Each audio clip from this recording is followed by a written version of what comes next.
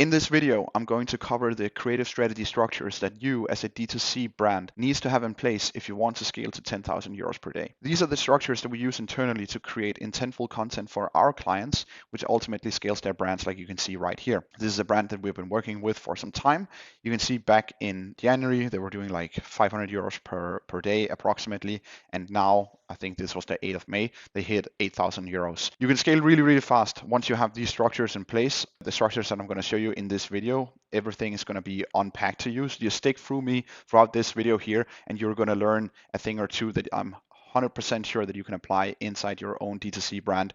That's going to help you scale. It was the same thing for this brand right here that was generating approximately 2,000 euros per day, and now they have just crossed like that 7,000, 8,000 euro mark here in May as well. And also this brand over here that we started working with recently, where you can see, as soon as we started implementing the ads and we started being something for someone in our creative strategy, we actually started taking off. This brand was generating a few sales every single day. Now they're generating that 50,000, 60,000 Norwegian crowns every single day. There's a few concepts that we need to understand in order to create content that scales. The first thing that I'm actually going to talk about is these 4 things right here. The first thing that you want to understand is the different angles, the emotional angles that are tied to wanting your product. People will be emotionally attached to your product for different reasons. Secondly, you must understand the different use cases, the different situations or the different scenes that are tied to your product. I'm going to cover that a little bit later in this video, what this exactly is and how you can outmap it so that you can create more intentful content. But people will naturally use your product for different reasons. It may offer the same benefits, but they will use it for different reasons. And that's super important to understand when you're trying to create better and more intentful content. Third, is that you must understand the different ways that you can distribute your messaging. You can use UGCs, statics, pre-landers, VSLs, animated ads, and whatsoever. People are going to respond to ads in different ways. Like, people are going to engage with them differently. Some people will likely interact better with a video. Some people will likely interact better with a UGC video or a static ad or whatever. That's also important to understand, but this is just the distribution vehicle for your ads. But fourth, you must be different. You must be something for someone. And what I mean by that is that there are different differentiating factors. In order to scale your D2C brand, you must differentiate yourself from that of your competition. If you're just copying other brands and their strategy, their ads, like you're going to their ad library and you're taking and stealing their ads just to make it for your own brand, you're not going to stand out. There's no room, especially at scale, for copycats. There's generally 6 different categories that you can differentiate yourself within. It can be the mechanism, it can be the design, the use case, the branding, the positioning, and the price and the offer. These are some of the differentiating factors, and these are the ones that I would look into if I were you in order to stand out. The best things or the most leverage differentiating factors, I would say, are definitely mechanism, positioning, and price and offer. Obviously, you can look into branding and whatnot, but when you're generating, let's say, 100,000 euros per month or even 200,000 euros per month, it's not really the branding that are going to do it for you, at least not in my opinion. You obviously want to build a brand long term. The mechanism and the positioning and the price and the offer is still the greatest leverage point that you have at that stage in your e-commerce journey. I'm not going to go too much in depth with that concept right there, but I'm going to go more in depth with the 3 growth stages from 0 euros per month to 500,000 euros per month. Obviously saying that you have set up your store, you have done all that stuff, but then going from 0 to 100,000 euros per month, going from that amateur store to that proof of concept store, it's really all about finding your first top of funnel winners, finding 2 to 3 winners that can tolerate scale. You are optimizing your landing page so that the whole customer journey at the conversion window becomes more smooth, it becomes more effective. And then obviously also your offer positioning. These 3 things right here is going to take your brand to 100,000 euros per month pretty easily once you crack these down. Then going from 100,000 to 250,000 is obviously a different game. Now you have proof of concept, and now you're looking to squeeze out the maximum amount of sales that you can from your winning ads that you have created in the first stage. So from here, what you do is you create a systematized setup for creating content with feedback loops. And here you want to have a steady stream of new winners entering the ad account each month. You can only do that if you have a 4-step system where you're researching, you're creating new content, you're gathering learnings, and then you're repeating that system. And from there, it's all about iteration loops, where you want to iterate on the winning concepts. You want to squeeze them as much as possible and generate as much scale from the concepts that you have found to be working inside your ad account. Once a winner is locked in, you can start shifting your focus from only creating net new concepts to start creating iterations at 50-50 split. So 50% of the content that you're creating is iterations and 50% of it is new concepts. Third is maximizing your best performing angle and use case in terms of the entire funnel. Like, you want to go ahead and create new landing pages for this specific angle and use case so that your entire communication around this angle and around this customer journey is congruent, going from the ad to going to the landing page. It feels like, hey, this is completely for me. It's not some generalized landing page that I'm landing on that speaks to everyone. No, this speaks to me. When I'm landing on your landing page from this ad that talks about, let's say, sleep problems, it's the same thing that are communicated on your landing page. And when that congruency happens, that's when you can start you can maximizing the performance out of those ads that has that specific angle and that specific use case even more. Then obviously going from 250,000 to 500,000 euros per month is then another game. It's another unlock that you have to do in your business. Again, typically going from 250,000 to 500,000 euros per month is doing more of what works and testing new concepts, and then having the right systems in place inside your business, crucial in order to scale to that stage. Here you can also talk about, especially in Europe, scaling to new markets, scaling to other countries, launching new product categories, because you don't have the same TAM as someone that are scaling in the US, for example, that has a TAM of 350 million Americans to sell to. No, in Europe it's typically 5 million in Denmark, 10 million in Sweden, 70 million or 80 million, I believe, in Germany, 20 million in Netherlands. So the TAMs in these markets are nowhere near as large as that of the US. So that's why it's so important that you scale your store to become multi-market in Europe. That's a video for another day, because this right here is what actually gets you to 10,000 euros per day in your current market. Most brands that come to us, that are speaking to us, they don't have a proper outmapping of their different use cases that are attached to their product and the different angles that are attached to their product. What is a use case? Use case is the situation or the scene that the audience identifies with. It is the who, where, when, and what of the moment the product shows up in. And then the angle is the emotional trigger inside the ad. It's the feeling that we want the viewer to experience in their body when they watch the first 3, 5, 10 seconds of the video. They will feel something about a problem, a desire, a failed solution that we can attach to the use case of your product as well. What that would look, for instance, how that would look in real life. Let's take this product, for example. This is a product where you can train from, work out from anywhere, where it offers up to 140 kilograms of resistance. You can do 200 different exercises with this. It offers that you build muscle with it, you build muscle mass with it, and you can also retain your muscle mass with it. So that's like, you understand the product here now. So what are the different use cases with a product like this? The use cases are that you can do outdoor workouts. You can do workouts when traveling. You can do couple workouts together. You can use it when recovering from an injury. You can do home workouts. How can you tie this together with an angle so that when you are creating content, now it becomes specific for someone? An angle for that could be simply that I want to stay in shape, but I don't want to go to the gym anymore. It could also be that you want to work out outside and also tan at the same time. So you're essentially killing two birds with one stone. The traveling use case, you could have that you want to maintain your existing gains. Like a lot of people that are working out, they would be fearful of losing their gains when they go on traveling. They travel for 2 weeks maybe and they don't have a gym nearby, but they still want to work out. This product here is going to help them solve that issue. It could also be, for example, home workouts that people are anxious about going of traditional gyms because they don't want to look stupid when they're lifting barbells or when they're at the squat rack. You can really see that the emotional triggers in the ad here are pretty strong when you're also tying it together with a specific use case.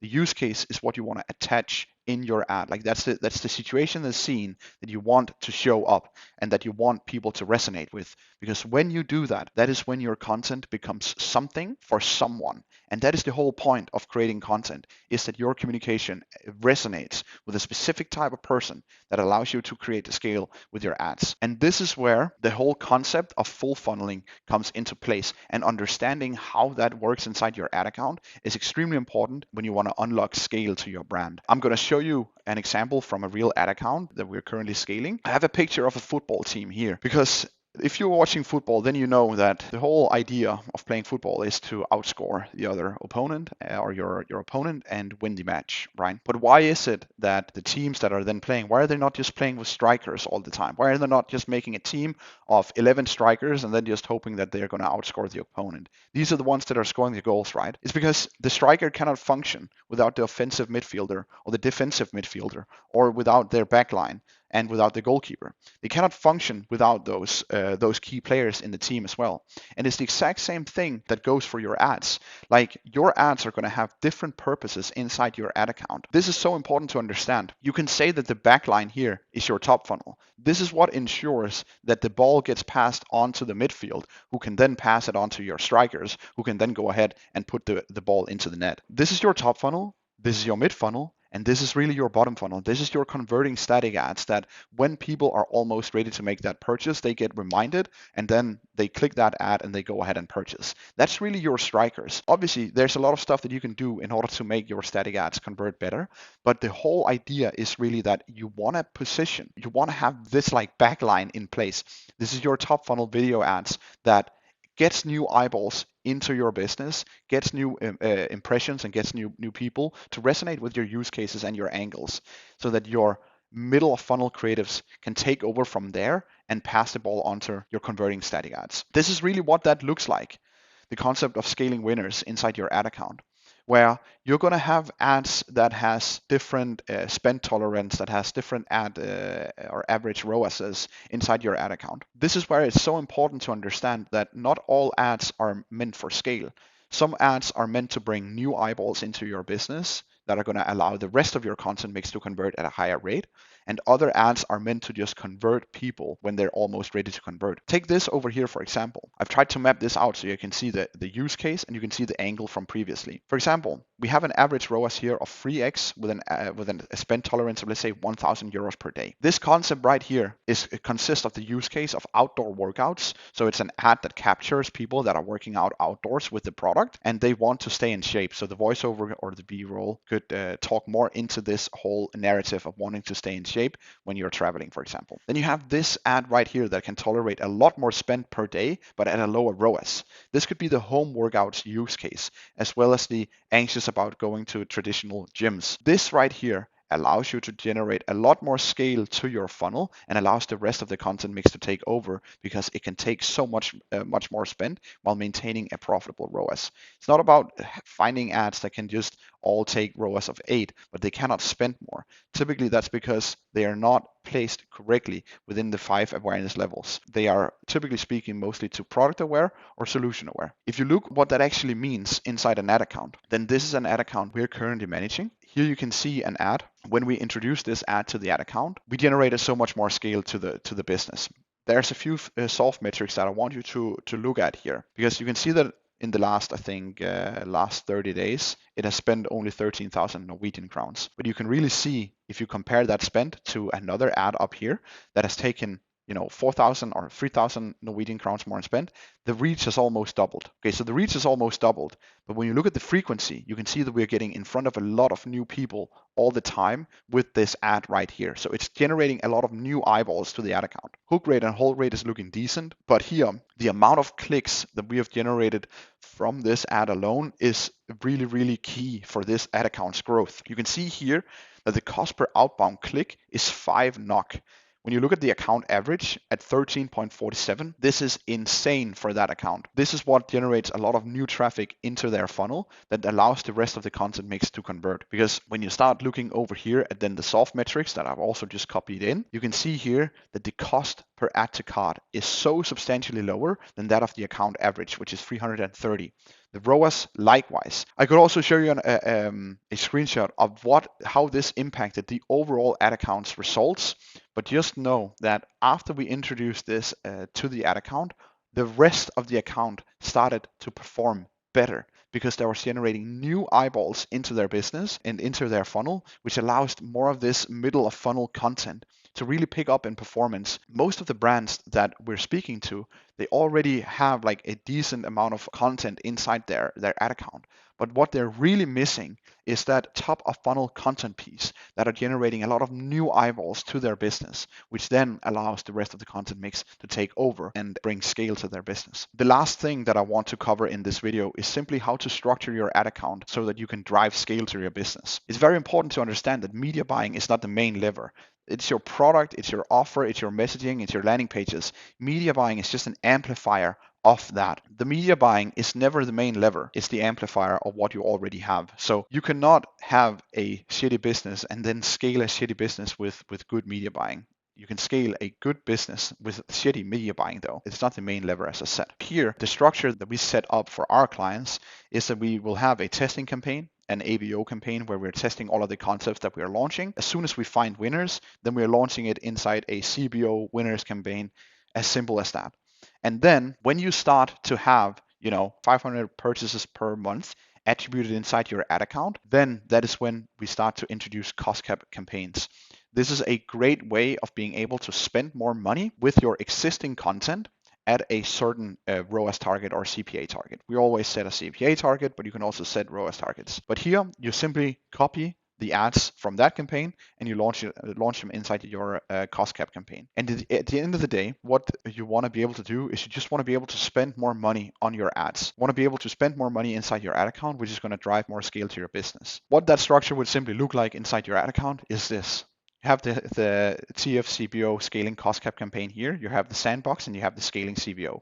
That's it. It's a super simple setup where the main thing that you're looking for is finding winners or near winners in here that you can go ahead and create iterated versions of, or you can create net new concepts with the learnings that you're getting. It's very important that you understand the concept of the sandbox campaign, that this is just here to get you learnings on your hypotheses for your content so that you can go ahead and create new content, which is going to allow you to generate a higher hit rate with the content that you're creating. This is how we are scaling our clients. Like, these is the methodologies, this is the concepts that we're using to scale our clients to 10,000 euros per day, like you can see up here. If you want us to do the same for your brand or look to see if we are fit to help you scale, then you can book a call with me personally in link of the description to this video. Then we'll go over your ad account, we'll go over your current content mix, and I will make a creative outmapping for you so you understand exactly what it is that are missing inside your ad account in order to scale. You can go ahead and book the link in the description of this video. I hope that you enjoyed the video and take care. Bye bye.